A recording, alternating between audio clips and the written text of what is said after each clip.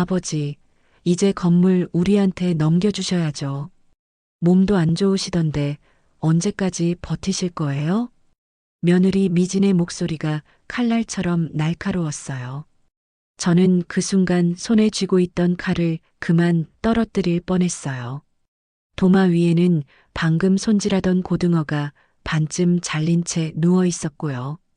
제가 평생을 살아온 이 시간에 제 가게 부엌에서 제 며느리가 제게 이런 말을 하고 있었어요. 손이 떨렸어요. 칼을 쥔 손이 아니라 가슴이, 아니 온몸이 떨렸어요. 뭐라고? 제 목소리도 떨렸어요. 70년을 살면서 이렇게 목소리가 떨려본 적이 없었는데요. 아내를 떠나보낼 때도 이렇게까지는 아니었어요. 미지는 제 옆에 선 채로 팔짱을 끼고 있었어요. 아침 6시도 안 된 시각에 화장을 한 얼굴이었고 입술은 붉은 립스틱으로 반들거렸어요. 아버지도 이제 나이가 있으시잖아요. 70이 넘으셨는데 언제까지 이렇게 생선 장사하실 거예요? 위험하기도 하고요. 위험하다고요. 허참. 제가 이 칼을 잡고 생선을 손질한 게 몇 년인데요.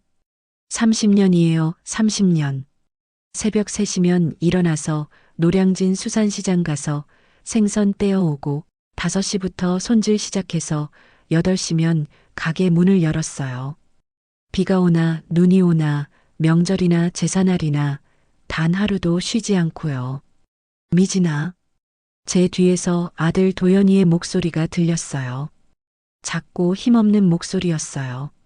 제가 뒤돌아보니 도연이는 거실 문가에 서서 머뭇거리고 있었어요.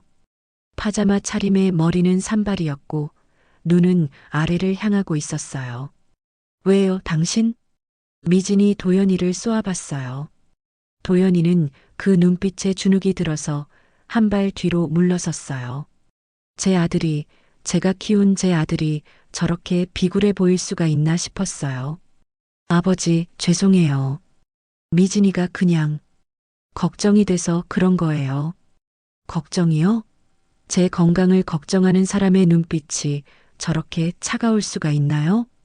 저는 다시 도마 쪽으로 몸을 돌렸어요.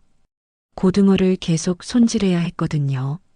오늘 가게에 내놓을 생선들이 아직 산더미처럼 남아 있었어요. 칼을 다시 쥐었어요. 손에 힘을 주니까 손가락 마디마디가 욱신거렸어요. 관절염이 있어요. 70 넘어서 매일 얼음 위에서 생선 만지다 보니까 어쩔 수 없는 일이지요. 하지만 이 정도 통증은 아무것도 아니에요. 30년 동안 견뎌온 일이니까요. 아버지, 제 말 들으세요. 미진이가 다시 말을 이었어요. 목소리에 짜증이 묻어났어요. 우리도 이제 어렵잖아요. 남편 사업이 안 풀려서 빚도 생겼고요. 아버지 건물만 좀 담보로 잡으면 다시 일어설 수 있어요. 그게 뭐 그렇게 어려운 일이에요? 칼질을 멈췄어요. 고등어 배를 가르던 칼이 그대로 멈췄어요. 담보라고요? 제 건물을요? 담보는 무슨... 아버지도 이제 혼자 사시기 힘드시잖아요. 그래서 우리가 들어와 산 거고요. 우리가 아버지 모시고 사는 건데 건물 하나 담보 잡는 게 뭐가 그렇게 큰일이에요? 모시고 산다고요.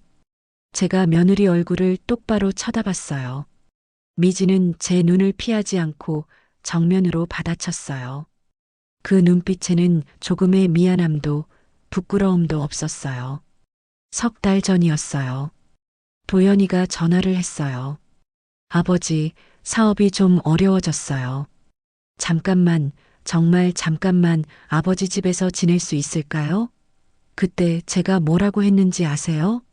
그래, 오너라. 아버지 집이 어디 있니? 그렇게 말했어요. 이 집은 4층 건물이에요. 1층은 제 생선 가게고 2층은 제가 사는 곳이고 3층과 4층은 월세를 놓고 있었어요. 도연이 가족이 오겠다고 하니까 저는 3층 세입자에게 미안하지만 나가달라고 부탁했어요. 보증금도 제대로 돌려드리고요. 그렇게 3층을 비워줬어요. 도연이네 가족이 이사 온 건 석 달 전 8월 초였어요. 그날도 무더웠어요. 짐이 많지는 않았어요. 트럭 한 대 분량이었고요. 이삿짐 센터 아저씨들이 땀을 뻘뻘 흘리면서 짐을 날랐어요. 저는 제 가게에서 그 모습을 내려다봤어요. 유나가 제일 먼저 내렸어요. 7살 된 제 손녀요. 분홍색 원피스를 입고 있었고 손에는 인형을 꼭 쥐고 있었어요. 할아버지, 유나가 저를 보고 손을 흔들었어요. 그 얼굴에 환한 웃음이 번졌어요. 저는 그 순간 가슴이 뭉클했어요. 그래, 이래서 가족이구나. 이래서 피부치구나. 그런 생각을 했어요. 하지만 그게 제 착각이었다는 걸 저는 석 달 만에 알게 됐어요. 처음 한 달은 괜찮았어요. 아니, 괜찮은 척 했어요. 미지는 아침마다 제가 생선 손질하는 걸 보면서 인상을 찌푸렸어요. 아버지, 비린내가 너무 심해요. 환풍기 좀 더 세게 틀어주실 수 없어요? 아버지, 생선 찌꺼기 좀 빨리 치워주세요. 냄새 때문에 유나가 토할 것 같대요. 아버지, 오늘 또 새벽부터 시끄러우셨어요. 칼질 소리 때문에 잠을 못 자겠어요. 매일 아침 이런 말들을 들었어요. 저는 참았어요. 며느리니까요. 제 아들이 선택한 여자니까요. 도연이가 좋아서 결혼한 여자니까요. 그런데 한 달쯤 지나니까 미진의 요구가 점점 더 구체적으로 변했어요. 아버지, 저희도 이제 생활비가 들어가잖아요. 4층 월세를 저희한테 좀 주시면 안 돼요? 4층 월세는 한 달에 80만 원이었어요. 제 노후 자금이었어요. 미진아, 그건 아버지, 저희가 아버지 모시고 사는데 그 정도는 해주셔야죠. 밥도 해드리고 빨래도 해드리고 있잖아요. 밥이요? 빨래요? 저는 평생 혼자 밥 해먹고 빨래하며 살았어요. 아내가 세상 떠난 지가 벌써 12년이에요. 그동안 제가 누구 손 하나 빌리지 않고 살았어요. 하지만 저는 그 말을 꾹 참았어요. 그리고 4층 월세를 미진에게 주기 시작했어요. 한 달에 80만 원씩이요. 2달째 되던 어느 날이었어요. 저녁 먹고 있는데 미진이 또 말을 꺼냈어요. 아버지, 유나 학원비 좀 보태주세요. 그거는 너희가 해결해야지. 저희는 남편 때문에 어렵잖아요. 아버지 충분히 능력 되시잖아요. 아버지 아까우세요? 그날 밤 저는 잠을 못 잤어요. 천장을 바라보며 누워 있었어요. 위층에서 미진이 목소리가 들렸어요. 도연이한테 뭐라고 화내는 소리였어요. 당신 아버지 왜 저래요? 건물 한 채 가지고 계신 분이 왜 그렇게 째째해요? 째째하다고요. 제가요? 30년 동안 손에 칼 쥐고 생선 손질해서 모은 돈으로 장만한 건물인데 그게 째째한 거예요? 저는 이불을 머리까지 뒤집어 쓰고 눈을 감았어요. 아내 생각이 났어요. 여보, 내가 잘못 키운 걸까? 우리 도연이를 잘못 키운 걸까? 그런 생각이 들었어요. 그리고 오늘 아침이에요. 가게에서 생선 손질하고 있는데 미진이 나타나서 그 말을 한 거예요. 건물을 넘기라고요. 저는 칼을 내려놓았어요. 손을 씻고 수건으로 닦았어요. 그리고 미진을 똑바로 쳐다봤어요. 미진아, 이 건물은 내가 30년 동안 피땀 흘려서 마련한 거야. 내가 함부로 할 수 있는 게 아니야. 함부로요? 아버지야말로 지금 무책임하신 거 아니에요? 저희는 지금 빚에 허덕이고 있다고요. 도연이가 얼마나 힘들어하는지 아세요? 그래서 건물을 담보로 잡겠다고? 그럼 내가 뭐하고 사는데? 아버지는 저희가 모실 거잖아요. 모신다고요. 그 말이 얼마나 공허하게 들리는지 아세요? 이때 유나가 3층에서 내려왔어요. 잠옷 차림에 눈을 비비면서요. 엄마, 왜 그렇게 큰 소리로 얘기해? 나 깼잖아. 유나야, 엄마랑 할아버지랑 얘기하는 중이니까 들어가 있어. 미진이 유나를 쏘아봤어요. 유나는 겁먹은 표정으로 저를 쳐다봤어요. 할아버지. 유나야, 할아버지 괜찮아. 방 들어가 있어. 유나가 고개를 끄덕이고 다시 올라갔어요. 작은 발걸음 소리가 계단에서 멀어져 갔어요. 제 마음도 같이 무너져 내렸어요. 아버지, 마지막으로 한 번만 더 말씀드릴게요. 건물 담보 해주실 거죠? 미진의 목소리는 차가웠어요. 협박이었어요. 부탁이 아니라요. 저는 대답하지 않았어요. 대답할 수가 없었어요. 가슴속에 뭔가 뜨거운 게 치밀어 올랐거든요. 분노였을까요? 슬픔이었을까요? 아니면 배신감이었을까요? 저도 잘 모르겠어요. 다만 한 가지는 확실했어요. 이 상황을 이대로 둘 수는 없다는 것이요. 미진이 돌아서서 계단을 올라갔어요. 도연이도 그 뒤를 따라갔고요. 저는 다시 도마 앞에 섰어요. 고등어가 아직 거기 누워 있었어요. 저는 칼을 들었어요. 그리고 아주 천천히, 정확하게 생선을 손질하기 시작했어요. 칼끝이 생선살을 가를 때마다 제 마음속에서도 뭔가가 잘려나가는 것 같았어요. 그동안 쌓아온 것들이, 가족이라고 믿었던 것들이 하나씩 하나씩 잘려나가고 있었어요. 새벽 공기가 차가웠어요. 부엌 창문으로 어둠이 조금씩 걷히고 있었어요. 곧 아침이 올 거예요. 그리고 저는 오늘도 가게 문을 열 거예요. 30년 동안 그래왔듯이요. 하지만 뭔가 달라졌어요. 제 안에서 뭔가가 완전히 달라졌어요.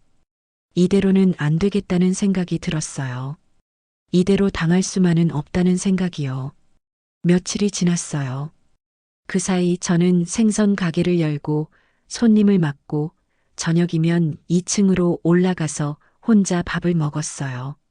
미진과 도연은 3층에서 내려오지 않았어요. 유나만 가끔 제 방으로 내려와서 할아버지 하고 불렀어요. 할아버지, 오늘 유치원에서 그림 그렸어. 그래, 우리 유나 잘 그렸겠네. 응, 선생님이 칭찬했어. 할아버지도 볼래? 유나가 내민 그림에는 바다와 물고기가 그려져 있었어요. 서툰 솜씨였지만 알록달록하고 예뻤어요. 저는 그 그림을 한참 들여다봤어요. 할아버지 생선 가게 그린 거야. 할아버지가 물고기 자르는 거. 가슴이 뭉클했어요. 이 아이만은 다르구나. 이 아이만은 순수하구나. 그런 생각이 들었어요. 우리 유나 고맙다. 유나가 환하게 웃었어요. 그때 위층에서 미진의 목소리가 들렸어요. 유나야, 올라와. 밥 먹어야지. 유나가 후다닥 올라갔어요. 저는 다시 혼자가 됐어요. 사흘째 되던 저녁이었어요. 저녁 6시쯤 됐을 거예요. 가게 정리를 막 끝내고 2층으로 올라오는데 현관문이 열려 있었어요. 3층으로 올라가는 계단 입구였어요. 그곳에서 미진의 목소리가 들렸어요.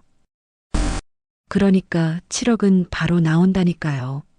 부동산에서 확인했어요. 저는 걸음을 멈췄어요. 계단 아래 어둠 속에 서서 귀를 기울였어요. 하지만 미진아, 도연이의 목소리였어요. 하지만은 무슨, 당신 빚이 얼마인데 지금 망설이고 있어요? 3억 2천. 이자만 한 달에 얼마인지 알아요?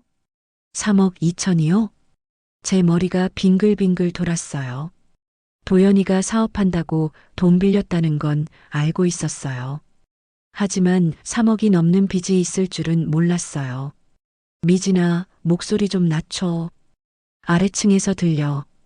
들으면 어때요? 어차피 아버지도 알아야 할 일이잖아요. 저는 숨을 죽였어요. 가슴이 두근거렸어요. 오늘 우리 아버지한테 전화 왔어요. 아버지도 답답하시대요. 왜 아직도 안 넘기냐고. 세금 폭탄 맞으면 그게 오히려 손해라고 그러시던데요. 세금 폭탄이요? 저는 매년 재산세 잘 내고 있어요. 건물 하나 가지고 뭐가 세금 폭탄이에요?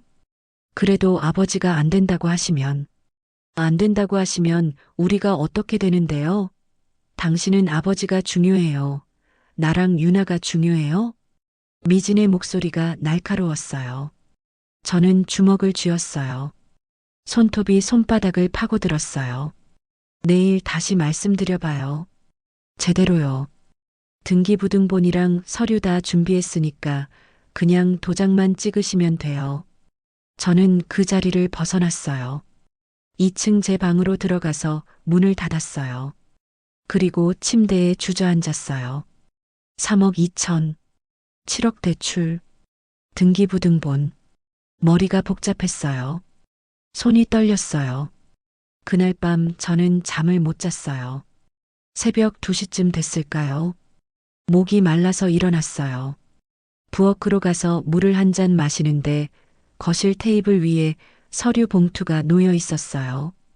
불을 켰어요. 봉투를 열어봤어요. 등기부등본이었어요. 제 건물의 등기부등본이요. 언제 떼어온 거예요? 그리고 그 아래에는 부동산 중개소 계산서가 있었어요. 손으로 쓴 메모도 있었고요. 이화 부동산 김 사장, 시세 12억, 담보 7억 가능, 금매시 10억. 금매요? 시세 12억 건물을 10억에 금매요? 손이 떨렸어요. 서류가 바들바들 떨렸어요. 이 사람들이 지금 제 건물을 팔 생각을 하고 있는 거예요? 담보가 아니라 아예 팔아버리려는 거예요? 그때 명함 한 장이 떨어졌어요. 바닥에 떨어진 명함을 집어들었어요. 이화 부동산 김철수 대표. 뒷면에는 손글씨로 전화번호와 메모가 적혀 있었어요. 다음 주 수요일 오전 10시 현장 방문 예정. 다음 주 수요일이요? 그게 내일 모레예요.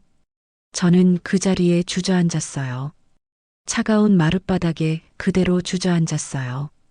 가슴이 무너져 내렸어요. 아, 이 사람들이 진짜로 그럴 생각이구나.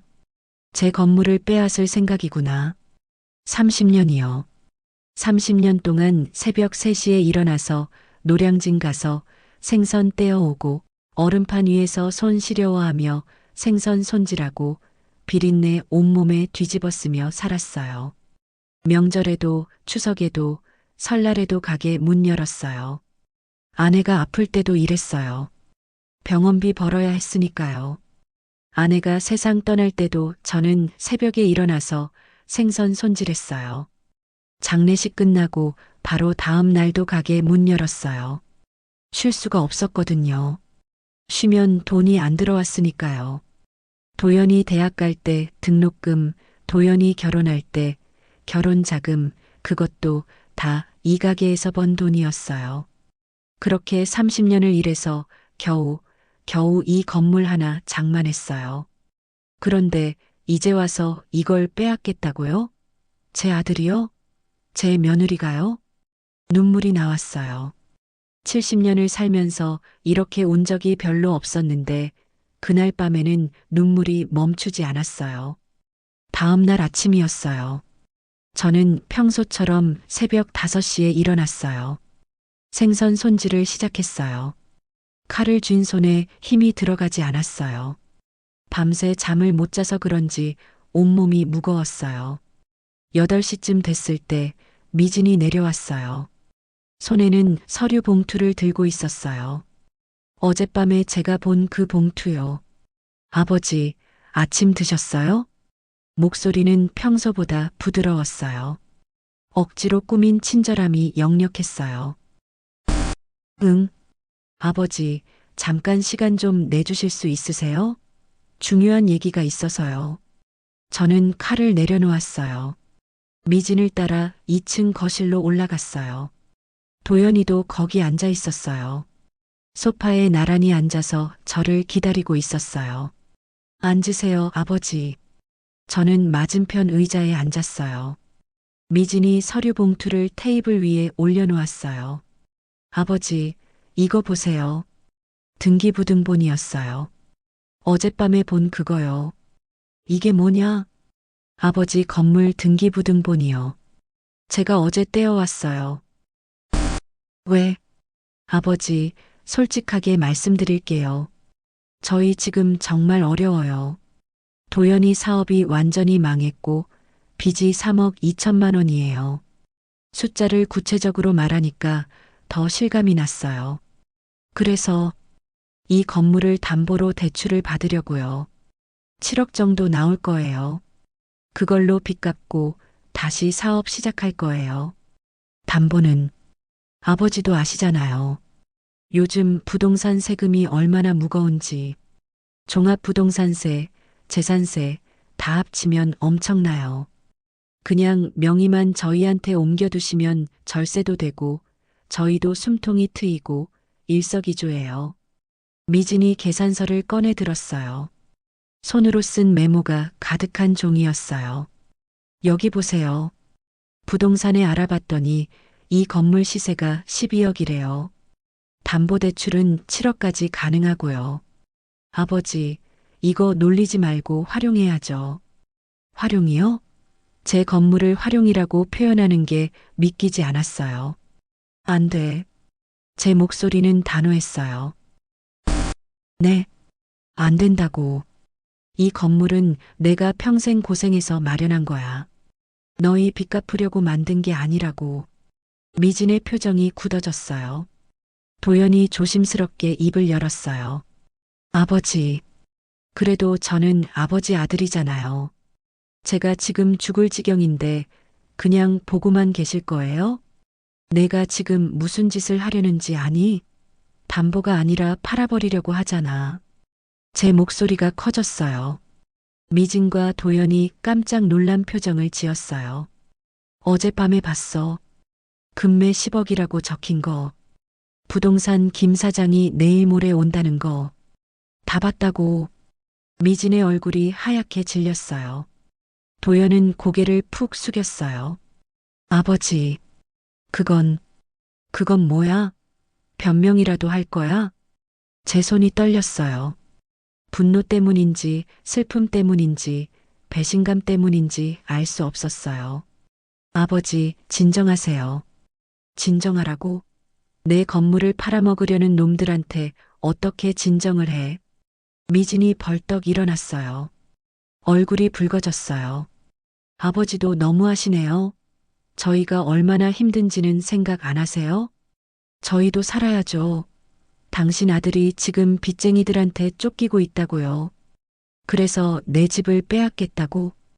빼앗는 게 아니라 물려받는 거예요. 어차피 나중에 저희 거 될 건데 뭐가 문제예요? 그 말에 저는 할 말을 잃었어요. 어차피 나중에 자기네 거라고요? 그러니까 지금 가져가도 상관없다고요? 우리 아버지도 그러시던데요. 미진이 휴대폰을 꺼내 들었어요. 아버지한테 전화 오셨어요. 직접 통화하세요. 전화를 제 앞으로 내밀었어요. 스피커폰이 켜졌어요. 여보세요, 사돈 어르신? 낯선 남자 목소리였어요. 미진의 아버지, 사돈이었어요. 사돈 어르신, 저 미진이 아버지 김만호입니다. 갑자기 전화드려서 죄송합니다만 요즘 부동산 세금이 얼마나 무서운지 아시죠? 건물 한 채 가지고 계시면 세금도 많이 나오고 명예 좀 옮겨주시는 게 서로에게 좋을 것 같은데요. 저는 대답하지 않았어요. 사돈 어르신, 요즘 젊은 사람들 살기 힘듭니다. 좀 도와주셔야죠. 우리 딸과 사위가 지금 얼마나 고생하는데요. 미진이 전화를 끊었어요. 제 반응을 살폈어요.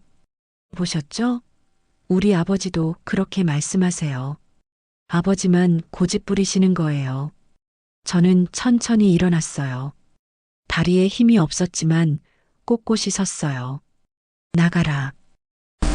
네, 내 집에서 나가라고. 당장. 미진의 얼굴이 일그러졌어요. 아버지, 지금 뭐라고 하신 거예요? 못 들었어? 나가라고. 내 건물에서 썩 나가. 도연이 황급히 일어났어요. 아버지, 진정하세요. 우리가 잘못했어요.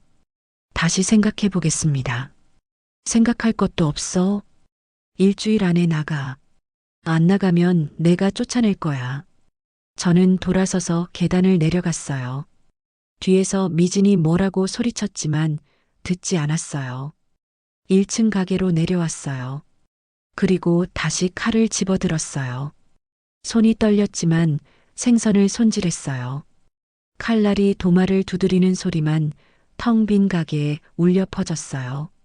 그날 저녁 유나가 내려왔어요. 할아버지.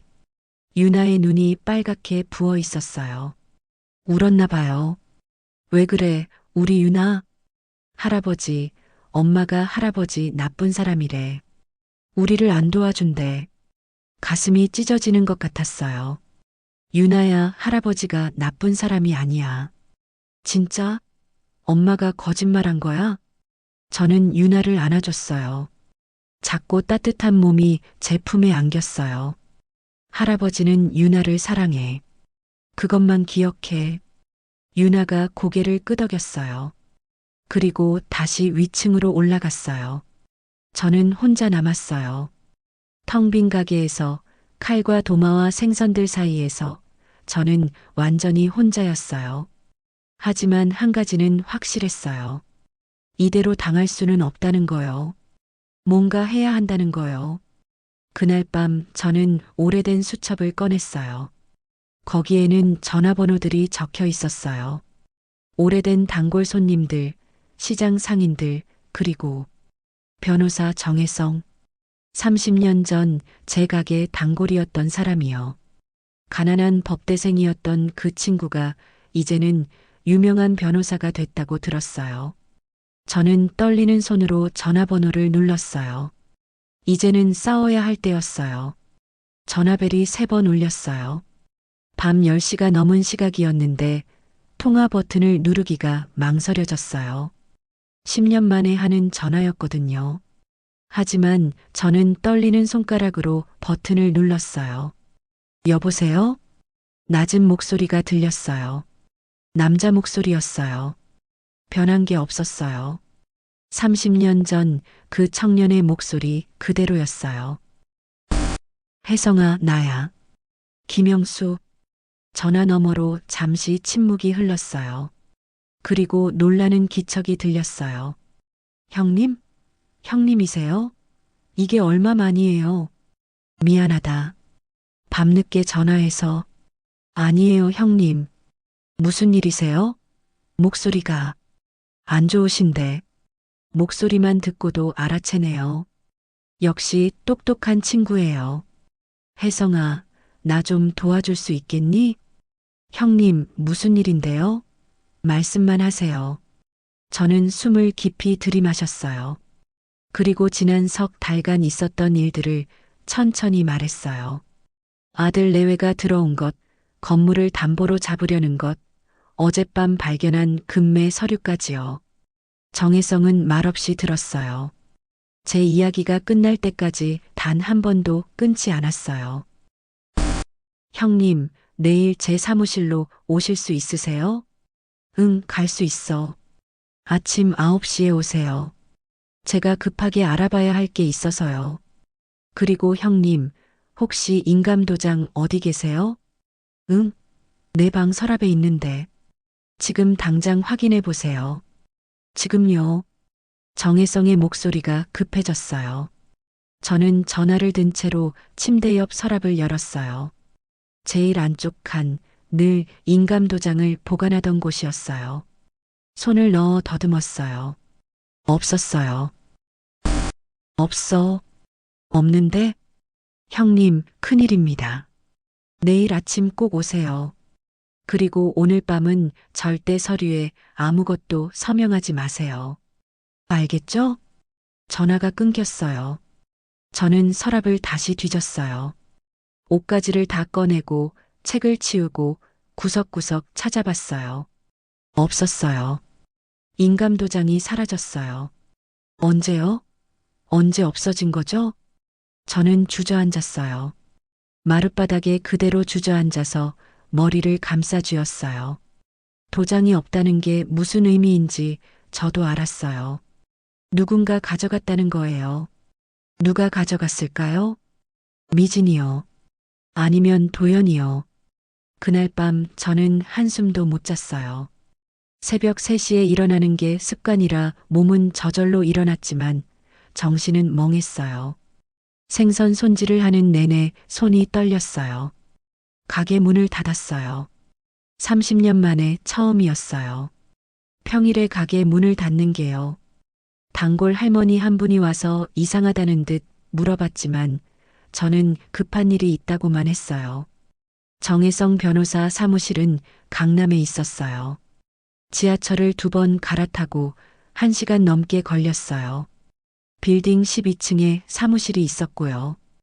유리문에는 정혜성 법률사무소라고 금색 글씨가 새겨져 있었어요. 문을 열고 들어가니 깔끔한 사무실이 나왔어요. 젊은 직원이 저를 맞았어요. 김영수 선생님이시죠? 변호사님께서 기다리고 계세요. 안으로 안내받았어요. 큰 책상 뒤에 정혜성이 앉아 있었어요. 50대 중반의 나이였지만 여전히 똑 부러져 보였어요. 양복을 말끔하게 차려입고 안경을 쓴 모습이 30년 전 그 가난한 법대생과는 달라도 너무 달랐어요. 형님, 정혜성이 벌떡 일어나서 제 손을 잡았어요. 따뜻한 손이었어요. 혜성아, 오랜만이다. 형님 앉으세요. 커피 드릴게요. 직원이 커피를 가져왔어요. 저는 한 모금 마셨지만 목으로 넘어가지 않았어요. 정혜성이 책상 위 서류를 꺼내 들었어요. 형님, 어젯밤에 제가 급하게 알아봤습니다. 형님 건물 등기부등본 열람하고 금융거래 조회도 좀 해봤어요. 그래서 어떻게 나왔어? 정혜성의 표정이 굳어졌어요. 안 좋은 소식이구나 싶었어요. 형님 심각합니다. 형님 명의로 대출 신청이 2건 들어와 있어요. 뭐?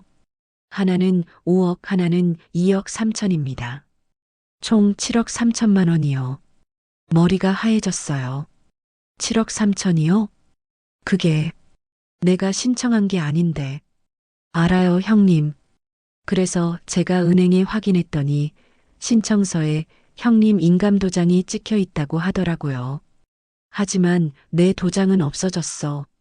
어젯밤에 확인했는데 없었다고. 위조입니다, 형님. 누군가 형님 도장을 가져가서 찍은 거예요. 아니면 도장을 복제했거나요. 정혜성이 다른 서류를 꺼냈어요. 더 심각한 게 있습니다. 형님 건물이 지금 부동산에 매물로 올라와 있는 것 같아요. 부동산? 네. 이화 부동산, 그린 부동산, 한강 부동산. 모두 다른 중개소인데 매물 가격이 제각각이에요. 어떤 데는 10억, 어떤 데는 9억 5천, 심지어 8억 5천에 올린 곳도 있어요. 저는 숨이 막혔어요. 제 건물을 제가 모르는 사이에 여기저기 팔려고 내놓았다는 거예요? 누가 그런 짓을. 형님 며느리 박미진 씨입니다. 제가 부동산에 전화해서 확인했어요. 본인이 형님 며느리라고 소개하면서 형님께서 치매 초기 증상이 있어서 자기가 대신 처리한다고 했대요. 치매요? 제가요? 나 멀쩡해. 치매 같은 거 없어. 알아요, 형님. 하지만 이 사람들은 형님을 무능력자로 만들려고 하는 겁니다. 그래야 법적으로 재산을 뺏기 쉬우니까요. 정혜성이 또 다른 서류를 꺼냈어요. 은행 거래 내역서였어요. 그리고 형님, 이것 좀 보세요. 제 통장 거래 내역이었어요. 빨간 펜으로 표시된 부분들이 있었어요. 지난 석 달간 형님 통장에서 돈이 빠져나갔습니다. 8월 15일 120만 원, 8월 29일 150만 원, 9월 7일 180만 원, 9월 20일 200만 원, 10월 3일 130만 원. 총 780만 원이 현금으로 인출됐어요. 780만 원이요? 저는 그렇게 큰 돈을 찾은 적이 없어요. 이것도 형님이 하신 게 아니죠? 아니야. 나 그런 적 없어. 누군가 형님 통장 카드를 가져가서 인출한 겁니다. 비밀번호를 알고 있었던 거죠. 비밀번호요. 저는 비밀번호를 메모해서 지갑에 넣어뒀어요. 기억력이 나빠서요. 그런데 그 메모를 누가 봤을까요? 형님, 지금 상황이 심각합니다. 이대로 가면 형님 건물 다 빼앗길 수 있어요. 대출이 실행되면 그 돈으로 빚 갚고 나면 형님한텐 아무것도 안 남습니다. 그럼 어떻게? 정혜성이 책상에 기대어 앉았어요. 심각한 표정이었어요. 두 가지 방법이 있습니다. 첫 번째는 고소하는 거예요. 사문서 위조, 사기, 횡령 혐의로요. 증거는 충분합니다. 하지만 형님 아들이 감옥에 갑니다. 며느리도요. 그래도 괜찮으시겠어요? 저는 대답할 수가 없었어요. 아무리 미워도 아무리 배신당해도 제 아들이에요. 감옥에 보낸다는 게 차마. 두 번째 방법은 정혜성이 잠시 말을 멈췄어요. 그리고 조심스럽게 말을 이었어요. 형님께서 건물을 파시는 겁니다. 지금 당장요. 형님이 직접 매도인이 되셔서 정당한 가격에 파는 거예요. 그리고 그 돈을 안전하게 보관하시는 거죠. 건물을 팔아? 네. 그게 가장 확실한 방법입니다. 일단 건물을 파시면 누가 뭘 어떻게 하든 의미가 없어지거든요. 이미 팔린 건물이니까요. 하지만 그 건물이 내 집인데. 형님, 지금은 집이 중요한 게 아니에요. 형님 인생이 중요한 겁니다. 정혜성이 제 손을 잡았어요. 제가 아는 사장님이 있습니다. 깨끗한 거래하는 사람이에요. 시세대로 12억에 살 거예요. 일주일 안에 계약하고 2주 안에 잔금까지 처리할 수 있어요. 일주일이요? 2주요? 그렇게 급하게. 형님, 지금 시간이 없어요. 대출 승인이 떨어지면 건물 압류될 수 있어요. 그 전에 파셔야 합니다. 저는 눈을 감았어요. 30년의 시간이 주마등처럼 스쳐갔어요. 새벽마다 일어나던 날들, 차가운 얼음 위에서 손질하던 생선들, 아내와 함께 꿈꾸던 작은 건물이요.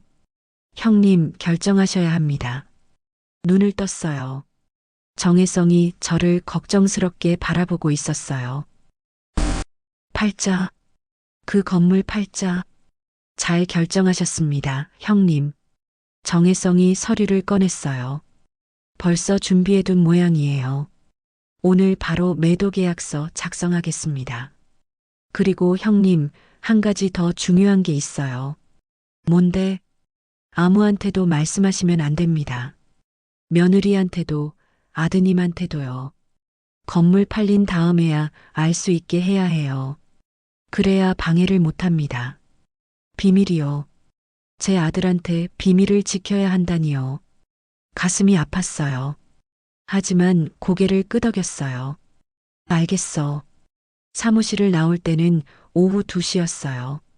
계약서 작성하고 서류 준비하고 구매자 만나서 악수하고 나니까 시간이 그렇게 됐어요.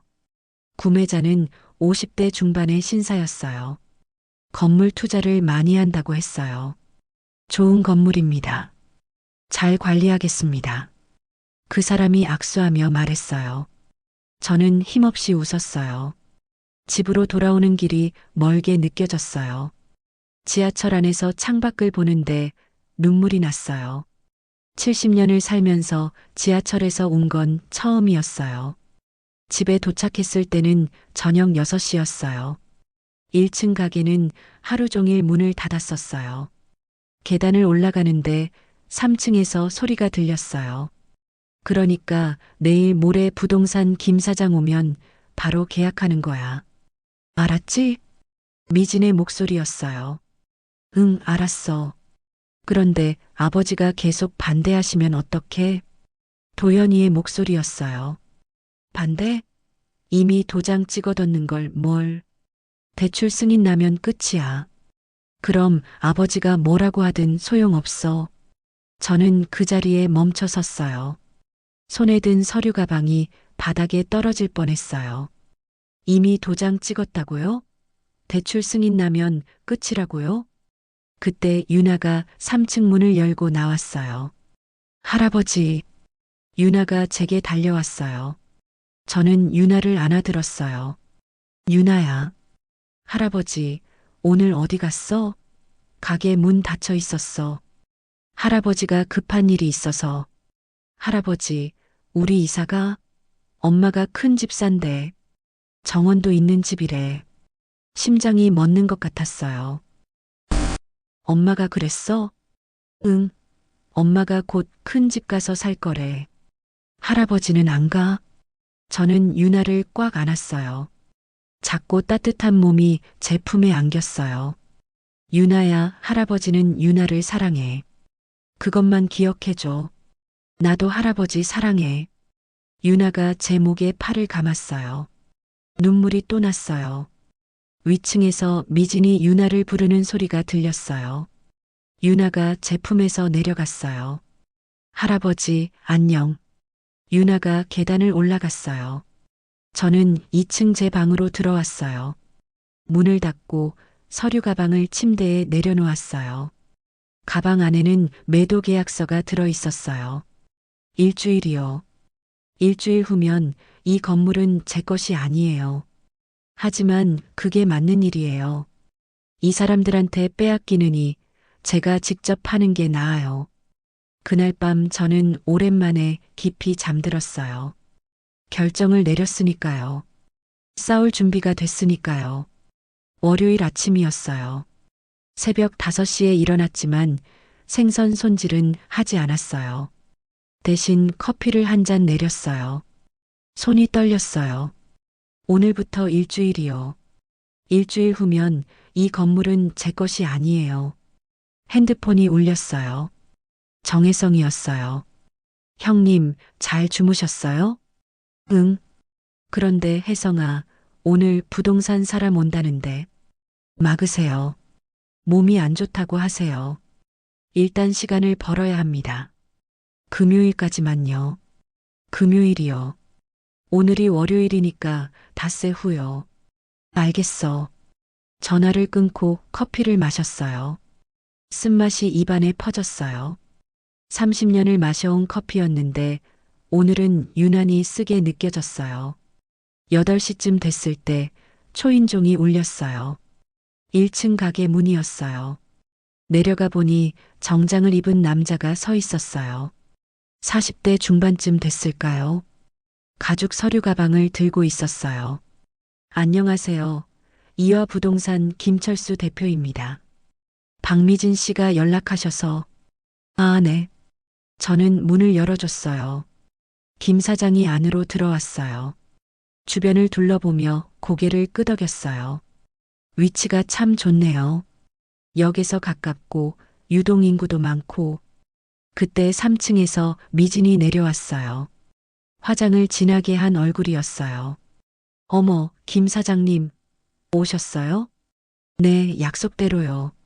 미진이 저를 쳐다봤어요. 눈빛이 날카로웠어요. 아버지, 김 사장님이랑 상담 좀 하세요. 제가 다 설명드렸으니까 서류만 확인하시면 돼요. 김 사장이 서류 가방을 열었어요. 계약서를 꺼내는 순간 저는 가슴을 움켜쥐었어요. 으악, 아버지. 미진이 놀라서 저를 부축했어요. 김 사장도 당황한 표정이었어요. 괜찮으세요? 가슴이 갑자기. 저는 연기를 했어요. 힘들게 숨을 쉬는 척 했어요. 아버지, 괜찮으세요? 병원 가야 하는 거 아니에요? 괜찮아. 잠깐만. 좀 쉬면. 김 사장이 난처한 표정으로 미진을 봤어요. 오늘은 좀 어려울 것 같은데요? 아니에요. 금방 괜찮아지실 거예요. 하지만 저는 계속 가슴을 움켜쥐고 있었어요. 미진의 얼굴이 일그러졌어요. 김 사장님 죄송한데 내일 다시 올 수 있으세요? 김 사장은 난처해하다가 명함을 꺼내 놓았어요. 그럼 연락 주세요. 제가 다시 오겠습니다. 김 사장이 나간 후 미진이 저를 노려봤어요. 아버지, 일부러 그러신 거죠? 아니야. 정말 가슴이 아팠어. 믿을 수 없어요. 내일은 꼭 서류 보셔야 해요. 알았죠? 미진이 계단을 올라갔어요. 발소리가 거칠었어요. 저는 천천히 2층으로 올라왔어요. 방문을 닫고 침대에 앉았어요. 손이 떨렸어요. 거짓말을 한 게 맞아요. 하지만 어쩔 수 없었어요. 화요일이 밝았어요. 아침 8시 핸드폰에 문자가 왔어요. 은행에서 온 문자였어요. 대출 승인이 완료되었습니다. 금액 7억 3천만 원. 실행일 10월 8일 금요일 오전 10시. 손에서 핸드폰이 떨어질 뻔했어요. 금요일 오전 10시요? 제 매도 잔금은 금요일 오후 2시예요. 4시간 차이요. 만약 대출이 먼저 실행되면, 제 건물의 근저당이 설정되면 매도가 무산될 수도 있어요. 황급히 정혜성에게 전화했어요. 혜성아, 대출이 금요일 오전 10시래. 우리 잔금은 오후 2시잖아. 어떻게? 형님, 진정하세요. 제가 은행에 연락해 볼게요. 대출 실행을 늦출 수 있을지요. 제발, 부탁이야. 전화를 끊고 나니 온몸에 식은땀이 났어요. 그날 오후 3시쯤 3층에서 소리가 들렸어요. 저는 조용히 계단 아래로 다가갔어요. 여기 괜찮은 것 같아. 방 4개의 정원도 있고. 미진의 목소리였어요. 가격은? 도연이의 목소리였어요. 6억 5천이래. 대출 받으면 충분히 살 수 있어. 계약금만 5천 주면 돼. 계약금 5천이요? 6억 5천짜리 집이요? 제 건물 팔아서 사려는 거예요. 아니, 제 건물 담보로 대출 받아서 사려는 거예요. 이사는 언제? 이번 달 말. 금요일에 대출 나오면 바로 계약하고 2주 후에 이사 가는 거야. 저는 주먹을 꽉 쥐었어요. 손톱이 손바닥을 파고들었어요.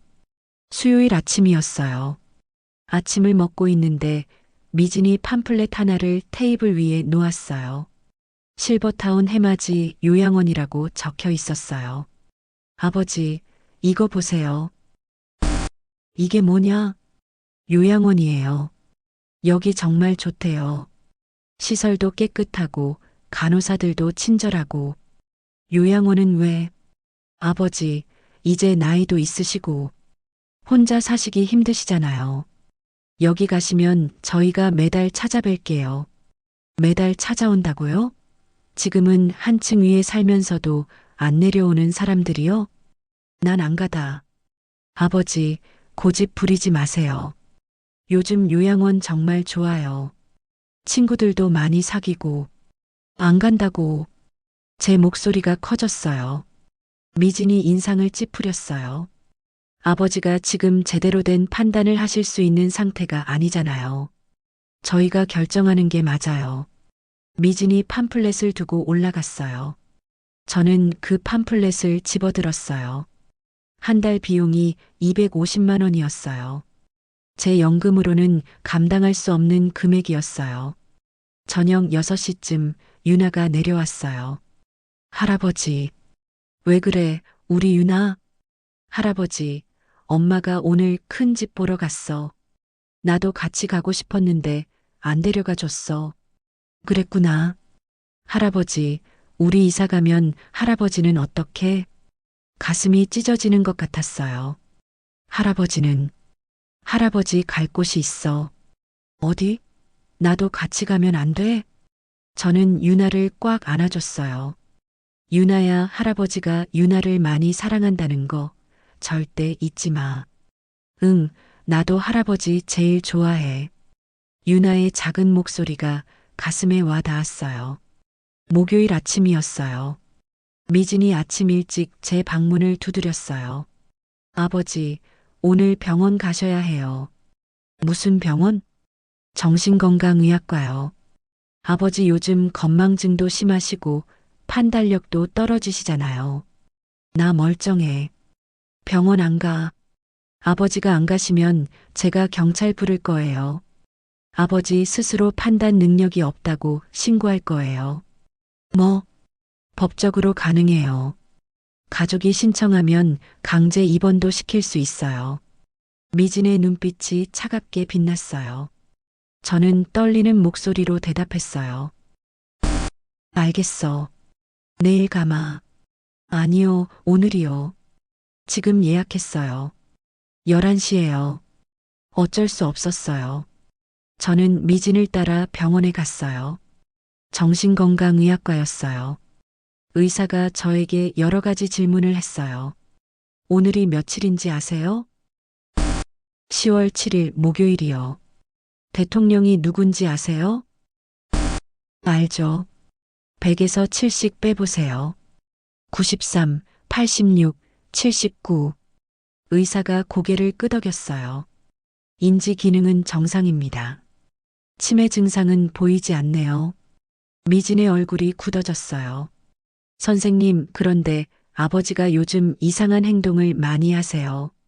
갑자기 화를 내기도 하고, 그건 치매가 아니라 스트레스나 감정 기복일 수 있습니다. 병원을 나오는 길 미진이 저를 노려봤어요. 아버지, 오늘은 넘어갔지만 몸이 안 좋으시잖아요. 집에 돌아와서 핸드폰을 확인했어요. 은행 문자가 또 와 있었어요. 계좌에서 200만 원이 출금되었습니다. 또요? 또 돈이 빠져나갔어요? 저는 통장을 확인했어요. 제 예금 잔액이 130만 원밖에 안 남았어요. 한 달 전엔 1천만 원 넘게 있었는데요. 누가 제 돈을 가져간 거예요? 어떻게 가져간 거예요? 저는 지갑을 뒤졌어요. 비밀번호 메모가 없었어요. 분명히 여기 넣어뒀는데요. 미진이요.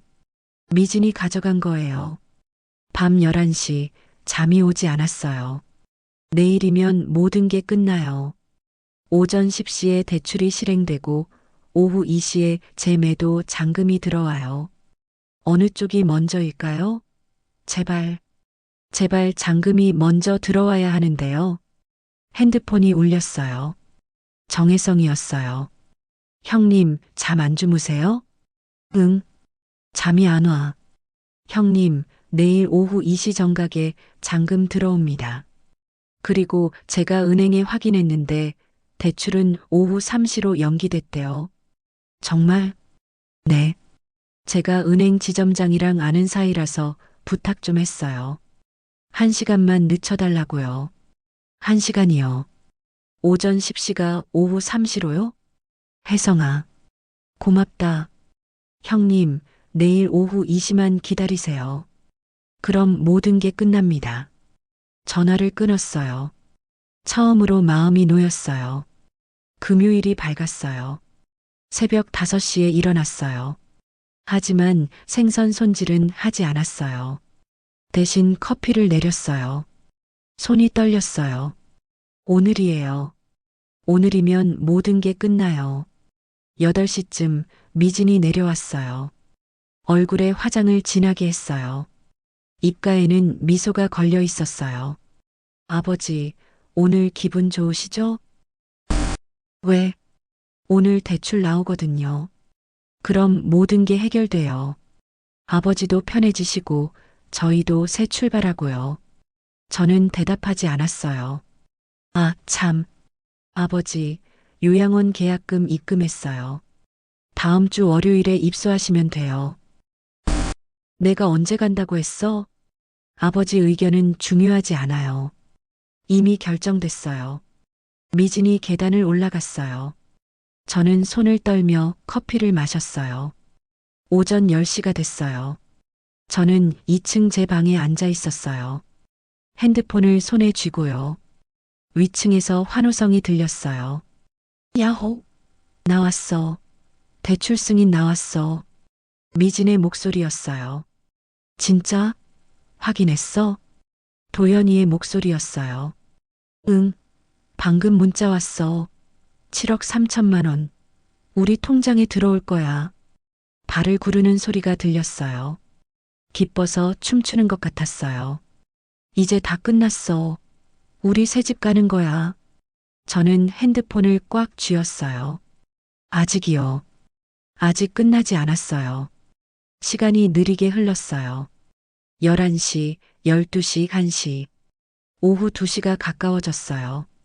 1시 55분, 저는 핸드폰 화면만 바라봤어요. 1시 57분, 손에 땀이 났어요. 1시 59분, 심장이 터질 것 같았어요. 2시 정각, 핸드폰이 울렸어요.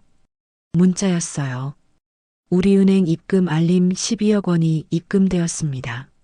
손이 떨렸어요. 핸드폰 화면이 흐릿하게 보였어요. 눈물 때문이었어요. 12억이요. 12억 원이요. 저는 천천히 일어났어요. 다리에 힘이 들어갔어요. 그리고 계단을 올라갔어요. 3층으로요. 문을 두드렸어요. 누구세요? 미진이 문을 열었어요. 얼굴에 웃음이 가득했어요. 아버지, 좋은 소식 들었어요? 대출 나왔어요. 이제 모든 게, 미진아. 제 목소리는 조용했어요. 하지만 단호했어요. 내가 할 말이 있다. 미진이 웃으며 말했어요. 아버지, 좋은 소식 들으셨죠? 대출 승인 나왔어요. 이제 모든 게 해결됐어요. 아버지도 편하게 요양원 가시고 우리도 새 집으로 이사 가고요.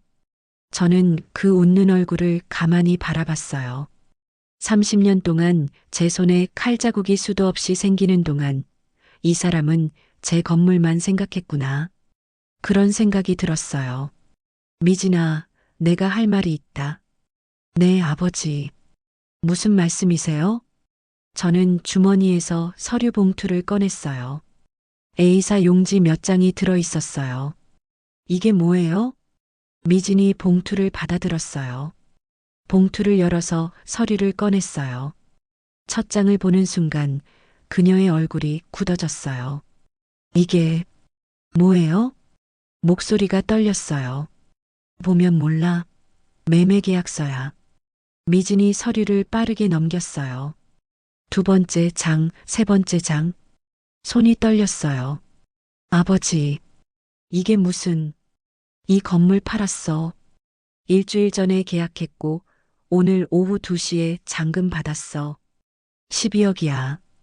거짓말. 미진이 소리쳤어요. 얼굴이 하얗게 질렸어요. 거짓말이에요. 아버지가 혼자 이런 걸 할 리 없어요. 왜 없어? 내 건물인데 내가 팔면 안 돼? 도연이 뒤에서 나왔어요. 잠옷 차림이었어요. 아버지, 무슨 일이에요? 미진이 도연에게 서류를 내밀었어요. 당신 아버지가 건물 팔았대. 우리 몰래. 뭐?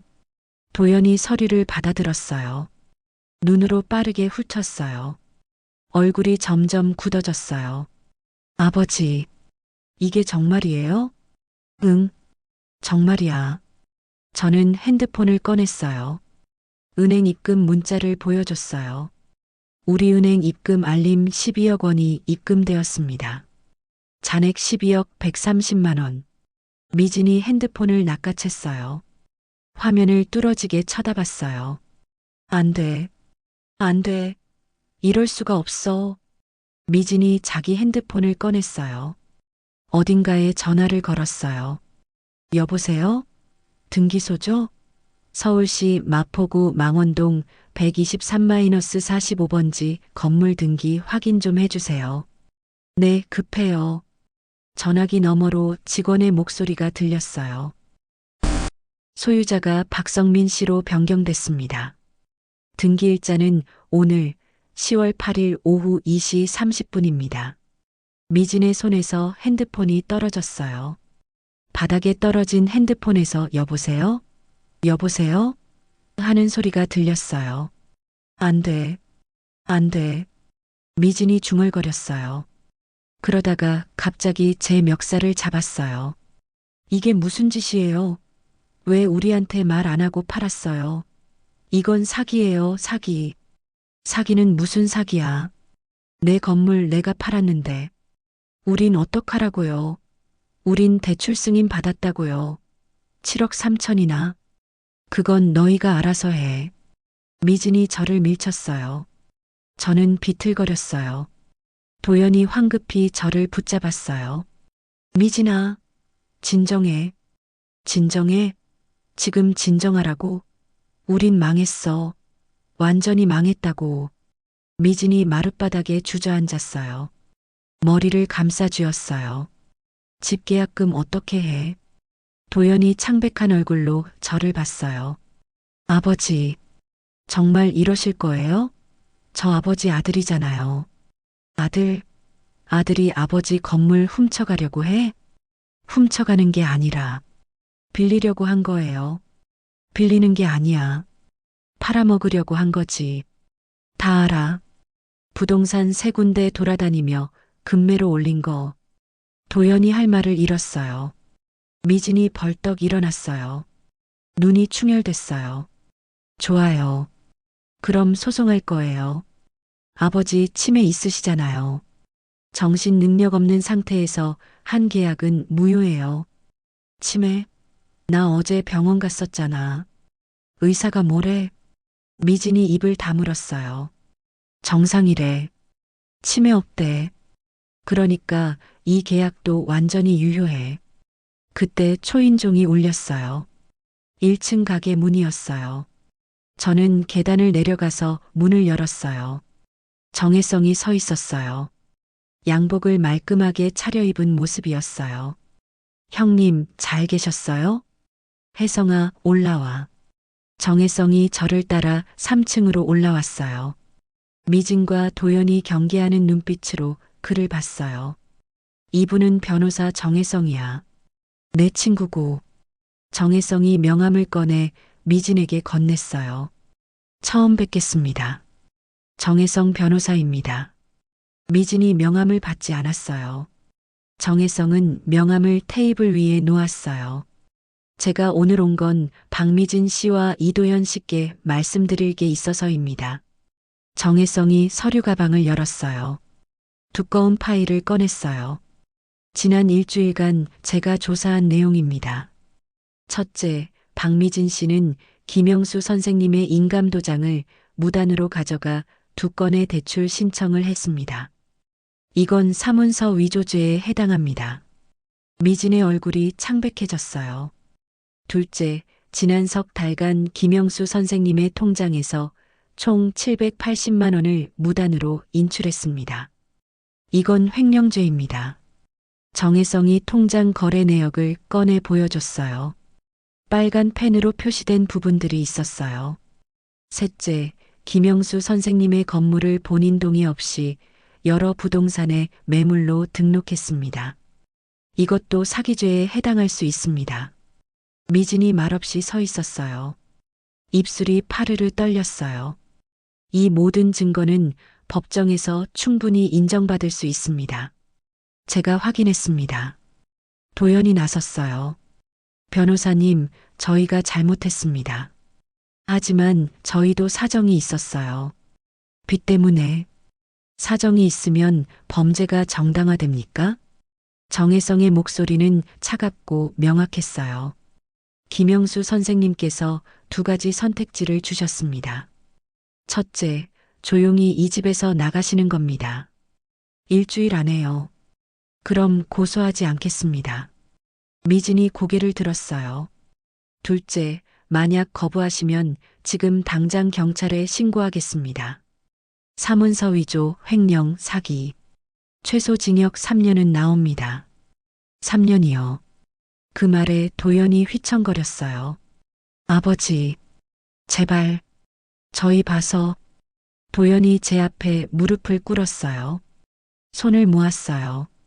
아버지, 제가 잘못했습니다. 용서해 주세요. 제발이요. 저는 아들을 내려다봤어요. 무릎 꿇은 제 아들을요. 가슴이 찢어지는 것 같았어요. 하지만 목소리는 떨리지 않게 했어요. 도연아, 너는 선택을 했어. 아내를 선택했고 돈을 선택했어. 이제 그 대가를 치러야지. 아버지, 일주일 안에 나가. 그게 내가 줄 수 있는 마지막 잡이야. 도연이 고개를 떨어뜨렸어요. 어깨가 들썩거렸어요. 울고 있었어요. 미진이 이를 악물었어요. 좋아요. 나갈게요. 하지만 아버지, 후회하실 거예요. 우리 없으면 아버지 누가 돌봐드려요? 혼자 늙어서 죽을 건데. 그건 내가 알아서 해. 미진이 돌아섰어요. 방으로 들어가며 문을 쾅 닫았어요. 정혜성이 저를 봤어요. 형님, 괜찮으세요? 응, 괜찮아. 하지만 괜찮지 않았어요. 가슴이 아팠어요. 제 아들이 제 앞에 무릎 꿇는 걸 봤으니까요. 정혜성이 떠난 후 저는 2층 제 방으로 내려왔어요. 침대에 앉아서 창밖을 봤어요. 해가 지고 있었어요. 붉은 노을이 하늘을 물들이고 있었어요. 똑똑. 문 두드리는 소리가 났어요. 작고 조심스러운 소리였어요. 들어와. 문이 열리고 유나가 들어왔어요. 눈이 빨갛게 부어 있었어요. 할아버지. 유나가 제게 다가왔어요. 저는 유나를 안아들었어요. 무릎에 앉혔어요. 왜 울었어, 우리 유나? 엄마가 할아버지 나쁘다고 했어. 우리한테 집을 안 줬대. 유나야. 할아버지가 우리 버렸대. 이제 우리 갈 곳이 없대.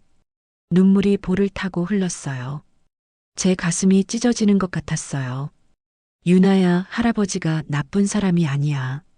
할아버지는 유나를 정말 사랑해. 그럼 왜 우리 쫓아내요?